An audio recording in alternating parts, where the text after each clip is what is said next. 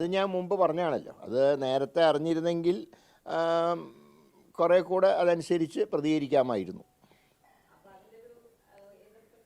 അല്ല, ഇനിയില്ല. അദ്ദേഹം കോൺഗ്രസ്സുകാരനായി കഴിഞ്ഞ് ഇനി അതിനെക്കുറിച്ച് ചർച്ചയില്ല. ഏതാ?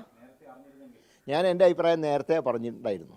പക്ഷേ ഏതായാലും അദ്ദേഹത്തിൻ്റെ തെറ്റ് തിരുത്തി വന്ന സ്ഥിതിക്ക് ഇനി അദ്ദേഹത്തിന് ഒരിക്കലും ഒരു രണ്ടാം തരം പൗരനായിട്ട് ഞങ്ങൾ കാണില്ല.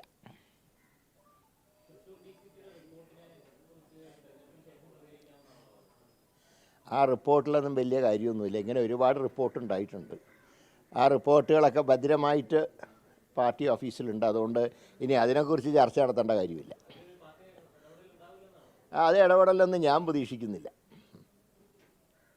അപ്പോൾ അതിൻ്റെ പേരിൽ സംഘർഷം ഉണ്ടാവേണ്ട. ഞാൻ പറഞ്ഞ ലോക്കൽ ബോഡി ഇലക്ഷനാണ് വരാൻ പോകുന്നത്. അതുകൊണ്ട് തന്നെ പാർട്ടി പ്രവർത്തകർക്ക് ബുദ്ധിമുട്ടുണ്ടാക്കുന്ന ഒരു നടപടി എൻ്റെ ഭാഗത്തുനിന്നുണ്ടാവില്ല. അതൊന്നും ഇലക്ഷൻ പ്രവർത്തനങ്ങളെ ബാധിച്ചിട്ടില്ല, വോട്ടെടുപ്പിനെയും ബാധിച്ചിട്ടില്ല.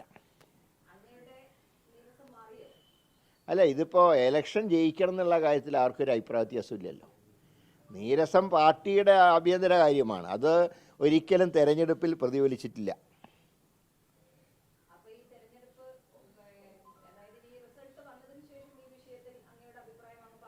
അല്ല, എന്താണെങ്കിലും പാർട്ടിയിൽ ഒരു സംഘർഷം ആരും പ്രതീക്ഷിക്കേണ്ട. മറ്റൊന്നുമല്ല, ഇനി വരുന്നത് ലോക്കൽ ബോഡി ഇലക്ഷനാണ്.